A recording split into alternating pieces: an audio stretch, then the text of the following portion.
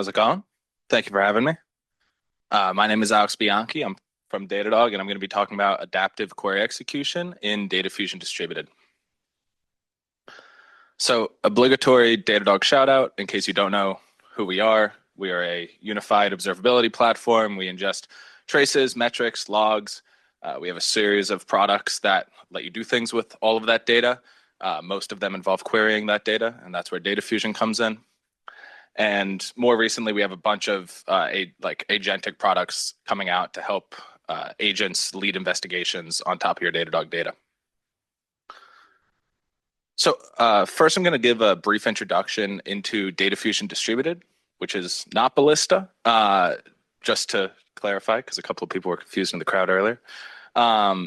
And what DataFusion Distributed is it's a library for building distributed engines on top of DataFusion.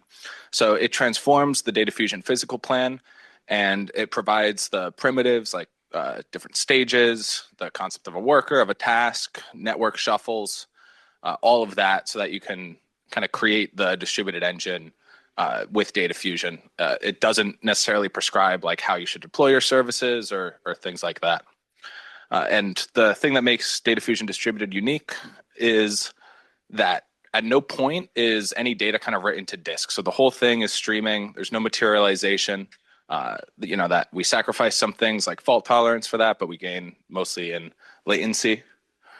And if you look at a single node plan here, this is what DataFusion Distributed is going to crawl, and it's going to insert network boundaries where applicable. And it's going to turn into something that looks like this. So here you can see there's the distributed node at the top. The first task is at the bottom. It has the initial data source. It has a partial aggregation, and then a coalesce batches exec. So it's kind of divided vertically into different stages, and then horizontally into parallel tasks. And as much as possible, we're going to avoid adding a shuffle.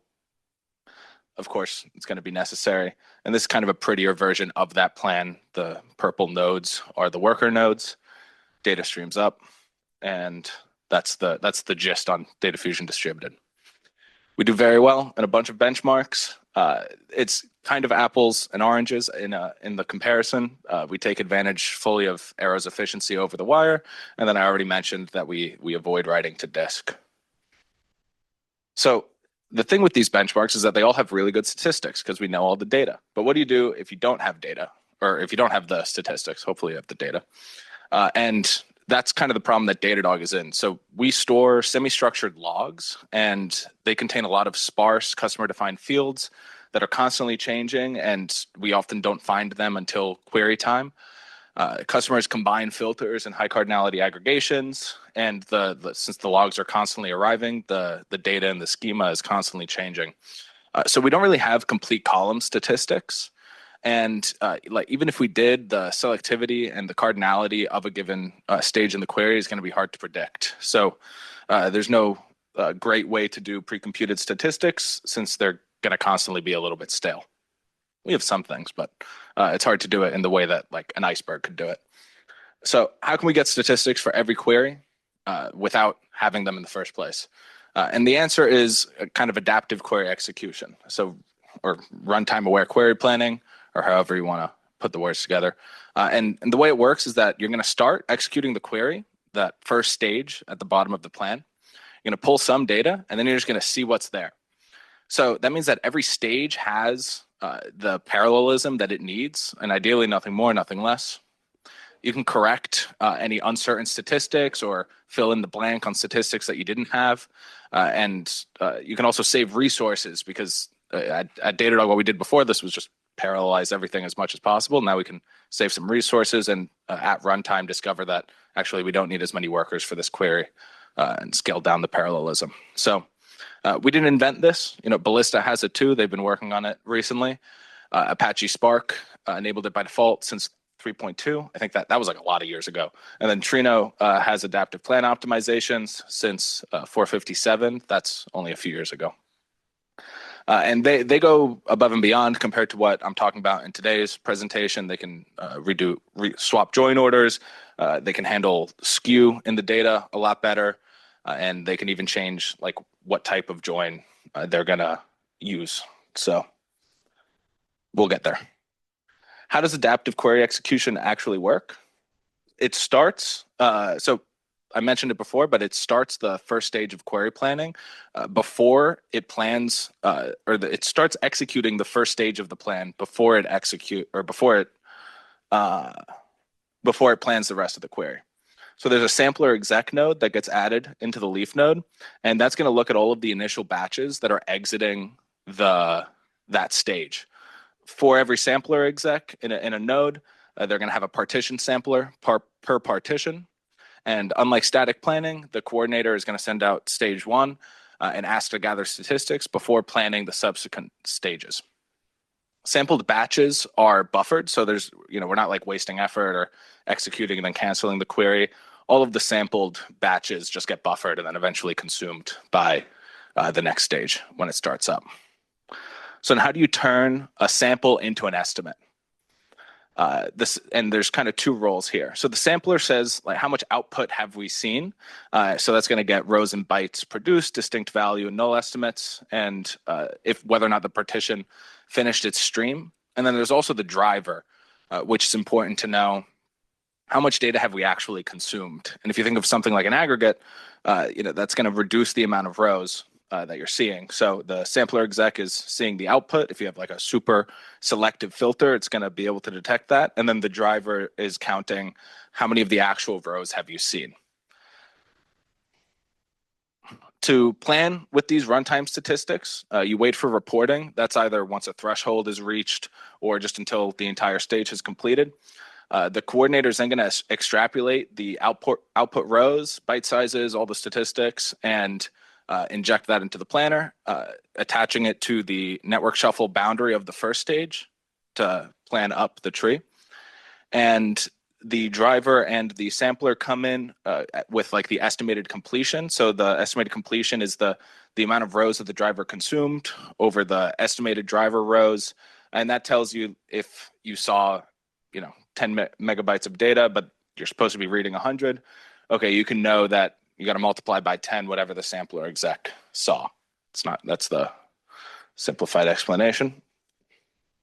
Oh, the video. Can I play this?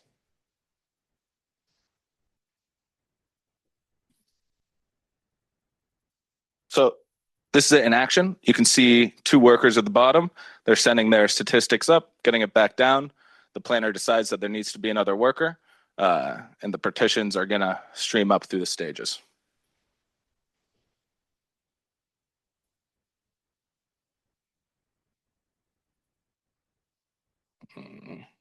Okay, there you go. So what are some of the implications of progressive planning? First is that the producer stage has to start before planning is finished. That means that some tasks can have data waiting to be consumed before the consumer actually exists. And at the time that the query starts, the entire distributed plan does not necessarily exist. It also means that planning kind of follows the DAG. So a stage that consumes from many branches of the plan is going to have to wait until all of those statistics are available for it to be planned in the first place. And these benchmarks are from Maine as of today. Thank you, Gabriel, for staying up until like midnight in Madrid and helping me.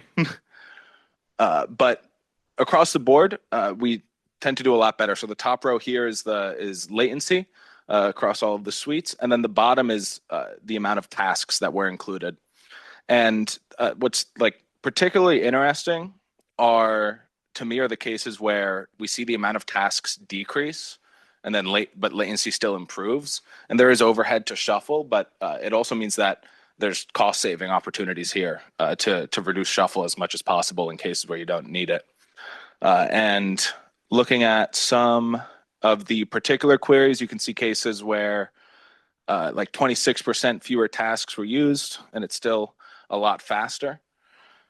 And that might be something, or slide, there you go. More, and then other cases where you add a bunch of tasks. So that might be something like super high cardinality aggregation, where at planning time was a bit conservative with the number of tasks that were assigned to the plan, but we discovered during AQE that actually the aggregation needed a lot more tasks, and that's where a lot of the use cases at Datadog come from, is like aggregating over time series data and trying to figure out how much we need to parallelize that query.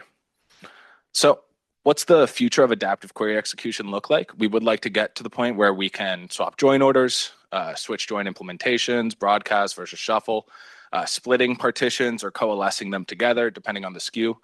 And kind of today we just adapt the parallelism, but eventually we want to do the entire plan itself, including stuff like type coercion or things that are particularly relevant at Datadog, is we don't necessarily know the types of our columns when we go to read the file. Somebody asked me about before.